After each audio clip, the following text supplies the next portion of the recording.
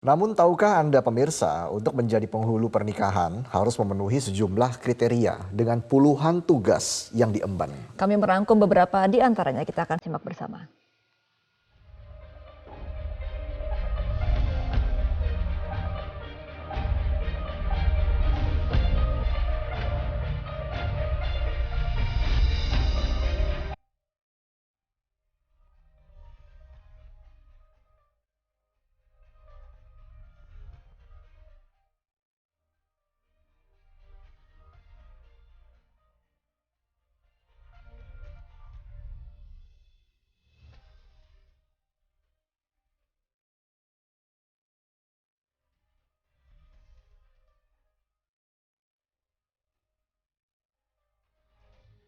Lantas berapa sebenarnya penghasilan menjadi penghulu? Berikut informasinya untuk Anda.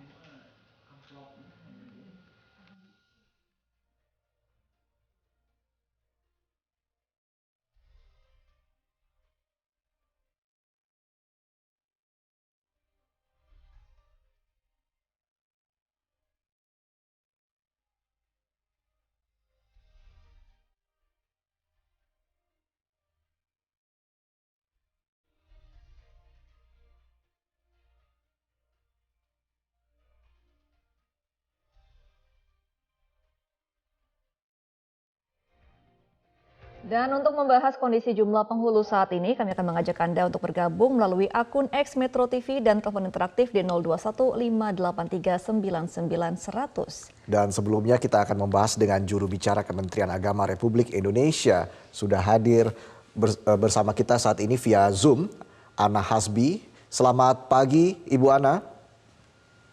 Selamat pagi Mas Reza dan Mbak Gema.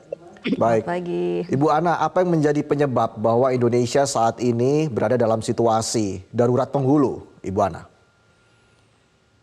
Oke, jadi sebetulnya perhitungan soal kekurangan penghulu ini sudah kami lakukan sejak tahun 2020. Ya, jadi ketika ada pandemi, itu kan memang banyak warga kami yang berpulang karena COVID gitu ya. Jadi memang bukan cuma penghulu, ada beberapa dan itu memang eh, cukup banyak ya. Lalu yang kedua memang ada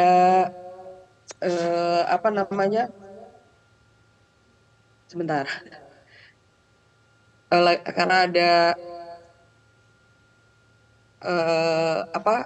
program revitalisasi KUA di Kementerian Agama sejak tahun 2020 itu. Jadi memang kami sedang mengatur itu semua soal KUA. Nah, itu ada penghitungan bahwa kita ini kekurangan penghulu kalau dibandingkan dengan jumlah pernikahan gitu. Jadi dari situlah kita menghitung bahwa seidealnya kita memiliki 16.263 penghulu. Sementara penghulu yang kami punya saat ini ada 9.161. Iya, Bu Ana, apakah memang banyak orang-orang yang sudah tidak tertarik menjadi seorang penghulu atau memang kriterianya yang sulit untuk menjadi penghulu? Kalau sebetulnya dari pengalaman dari pengalaman kami ketika dibuka formasi itu peminat untuk penghulu cukup banyak. Cuma kan memang kalau kekurangan yang banyak ini ribuan ini kan tidak bisa kita terima semuanya secara langsung gitu karena kan dalam menentukan pegawai itu kan kita juga ada perhitungan. Selain keuangan juga terus ada Kementerian Agama kan tidak hanya mengurusi soal pernikahan, ada banyak juga satuan kerja kami lainnya itu yang harus juga memiliki SDM yang cukup gitu. Jadi memang ini kuota ini kan dibagi-bagi. Jadi kami tidak bisa memenuhi langsung ribuan sehingga strateginya kami lakukan secara bertahap gitu. Tapi kalau minat sebetulnya cukup banyak gitu. Oke, artinya minatnya masih sangat banyak, tapi apakah memang salah satu faktor yang membuat saat ini Indonesia berada dalam situasi darurat penghulu karena memang beban tugas dari seorang penghulu itu sangat banyak, Ibu Ana? Di beberapa tempat iya. Jadi gini, kalau kita bicara rata-rata, sebenarnya kan gini, jumlah pernikahan itu 1,7, sementara 1,7 juta ya. Sementara penghulunya itu 9.000. Kalau kita bagi kan sekitar 200 atau 300 pernikahan saja. Nah, masalahnya ada daerah-daerah yang ini apa? Ini kan tidak sama, tidak semua daerah segitu gitu. Ada yang beban kerjanya tinggi. Misalnya gitu, kalau dari apa pernikahan terbanyak sebetulnya Jawa Barat gitu, tapi Jawa Barat ketersediaan penghulunya cukup banyak. Nah, Jawa Tengah gitu dia sedikit di bawah Jawa Barat jumlah pernikahan, tapi jumlah penghulunya jauh lebih sedikit gitu. Jadi ini kan bebannya jadinya banyak, jadi tidak merata gitu. Nah, makanya apa namanya beban di beberapa tempat yang cukup berat inilah gitu, makanya harus kita isi dulu apa lebih dulu. Iya, Bu Ana, dengan jumlah penghulu yang saat ini sudah di angka 9 ribuan dan angka pernikahan yang masih 1,7 per tahun, apakah nanti ke depannya akan berpengaruh terhadap pelayanan pernikahannya? Jadi mungkin jika ada yang mau menikah ke KUA dengan penghulu ini akan jadi susah mendapatkan tanggal pernikahannya atau seperti apa nanti ke depannya? Iya betul. Jadi gini, apa namanya? Kalau sampai saat ini kan kami menangani gitu ya, mencoba menangani masalah ini dengan misalnya ada PLT gitu, menugaskan orang dengan jabatan fungsional lain untuk melakukan tugas penghulu ini. Jadi masih lumayan lah gitu ya bisa dihandle. Tapi nanti kan dalam waktu 2-3 tahun lagi ini kita akan ada 2.380 penghulu yang akan pensiun. Nah, itu akan makin berkurang tentu saja. Nah, akibatnya ya tentu saja layanan jadi tidak maksimal karena penghulu itu bertugas tidak hanya ketika menikahkan saja, tapi kan ada bimbingan perkawinan gitu ya, ada bimbingan catin. Lalu juga dalam program revitalisasi KUA ini nanti tugas-tugas KUA akan lebih banyak gitu ya. Jadi baik penghulu ataupun penyuluh itu nanti apa punya beban yang akan lebih gitu ya, dituntut untuk memberikan pelayanan yang maksimal. Jadi bimbingan perkawinan, terus kalau misalnya ada yang perceraian juga ada gitu kan, bimbingan kayak seperti konseling. Jadi konseling sebelum nikah atau selama menikah gitu. Nah itu kan apa berat gitu ya. Jadi jangan dianggap penghulu itu hanya ketika saat menikahkan saja gitu. Itu apa namanya bukan bukan sekadar itu. Nah, kalau misalnya berkurang ya jadinya layanan-layanan itu tidak maksimal. Padahal KUA ini adalah apa lembaga yang ini yang langsung berhubungan langsung dengan masyarakat gitu. Jadi kalau kita Ya. mau reach out gitu ya menjangkau masyarakat itu kita mengandalkan penghulu dan penyuluh sebetulnya. Oke, nanti kita juga akan membahas bersama Ibu Ana ke depannya seperti apa Kemenak dalam menjaring penghulu. Tapi kita tahan dulu Ibu Ana karena kita akan menyimak bagaimana tanggapan warganet melalui aplikasi Xspace. Kita sapa salah satu sobat Xspace yang sudah bergabung di Xspace, ada @Rini Dwi Yuliani. Selamat pagi, Mbak Rini. Selamat pagi. Baik, apa kabar Mbak Rini? Alhamdulillah baik. Apa kabar Iya. juga? Sehat, kami juga di sini sehat. Mbak Rini, bagaimana Mbak Rini tanggapannya soal Indonesia yang saat ini berada dalam situasi darurat penghulu, Mbak Rini? Mungkin kalau dari pengalaman, sebenarnya pengalaman dari teman ya, karena saya memang belum ada pengalaman untuk terkait sama penghulu.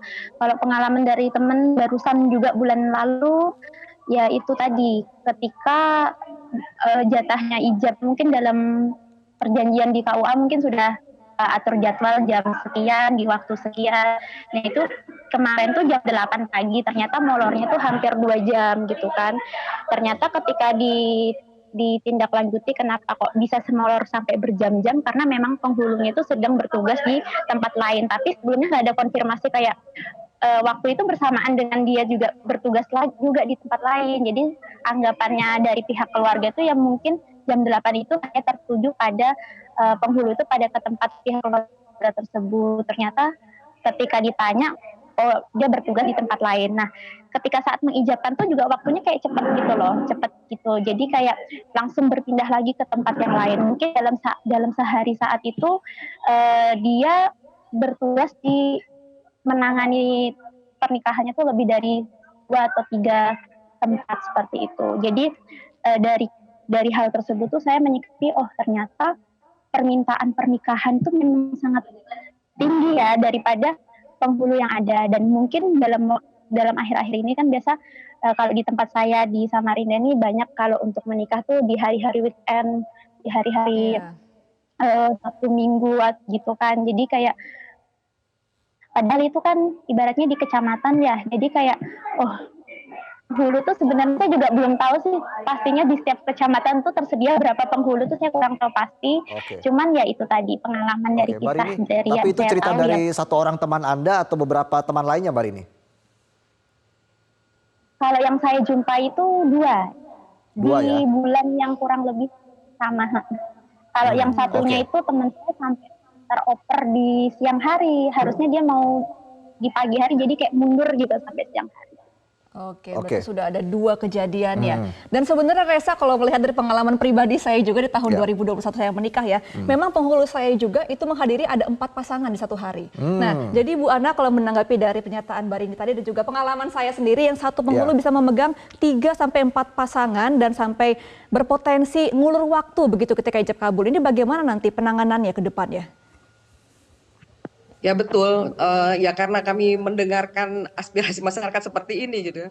Bayangkan semua orang yang menikah itu kalau nggak Sabtu Minggu. Seperti tadi di awal saya katakan, sebetulnya kalau di rata-rata gitu memang secara kasar gitu ya, dari 1,7 juta dibagi 9.000 penghulu gitu kan, berarti setahun paling 200 pernikahan gitu. Dibagi 52 berarti setahun tuh seminggu itu paling cuma 4 gitu kalau kata orang.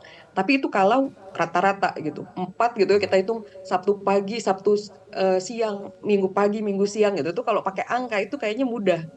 Tapi kenyataannya memang seperti yang Mbak Gema alami, lalu tadi Mbak Rini alami, di daerah-daerah tertentu ada yang harus menikahkan dalam 1 minggu tuh bisa sampai 8. Sementara ketersediaan penghulunya hanya apa 2 atau 3 gitu. Jadi mereka pontang-panting. Kan Oke. kalau misalnya nikah gitu kan penghulu harus jalan ke tempat pernikahan itu juga bisa Ya. terhambat, ada Oke. traffic gitu, ada macet, ada. Nah, itulah Sehingga sebabnya pelayanan tidak makanya kita maksimal juga ya, menghitung ulang. Ibu Ana. Nah, kedepannya Iya, ini bagaimana upaya begitu. dari Kemenak ini untuk menjaring penghulu dan sejauh ini seperti apa respon dari Kemenpan RB terkait penambahan formasi penghulu ini, Ibu Ana? Kalau selama ini sudah cukup responsnya sih baik gitu. Kami punya kerjasama yang baik ya. Tahun ini kita 960. Tapi kan sebetulnya ini solusinya memang tidak hanya merekrut penghulu karena seperti saya bilang tadi di awal nggak bisa langsung 7.000 langsung penghulu semua kita penuhi gitu tuh kan itu juga harus bertahap. Tapi memang ada kampanye. Kami juga selain itu kami melakukan kampanye nikah di KUA aja gitu ya, itu gratis gitu dan memang kemarin sempat jadi tren juga itu selama pandemi kan 2020 2021 dan itu cukup efektif karena ketika pengantinnya datang ke KUA pada hari kerja pertama memang gratis gitu ya, kedua dia jadi kan penghulunya ada di situ gitu bisa ngantri, jadi kayak di luar negeri itu kan kalau mereka menikah di catatan sipil lebih pasti waktunya itu juga yang sedang kami kampanyekan gitu, jadi eh, tidak perlu misalnya penghulunya yang datang gitu, tapi bisa ininya pengantin yang datang. Nah ini juga bagian Oke. dari revitalisasi KUA program kami. Jadi ini kebetulan saya lagi di Bandung karena kemarin ada peresmian juga gedung baru balai nikah gitu. Nanti insya Allah bisa KUA di seluruh Indonesia juga bisa melakukan hal sama.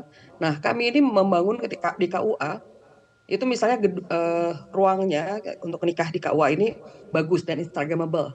Jadi ketika calon pengantin ini datang menikah di KUA, paling enggak suasananya tuh jadi benar-benar menggembirakan gitu kan. Memang peristiwa pernikahan harusnya kan membahagiakan ya, gitu. Jadi itu juga yang kami lakukan. Jadi tidak hanya menambah penghulu karena itu kan cuma Baik. satu solusi saja. Ada beberapa solusi lain yang sedang kami lakukan.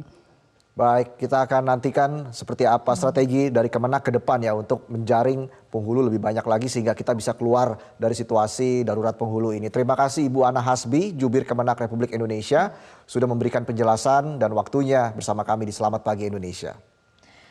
Jelajahi cara baru mendapatkan informasi. Download Metro TV Extend sekarang.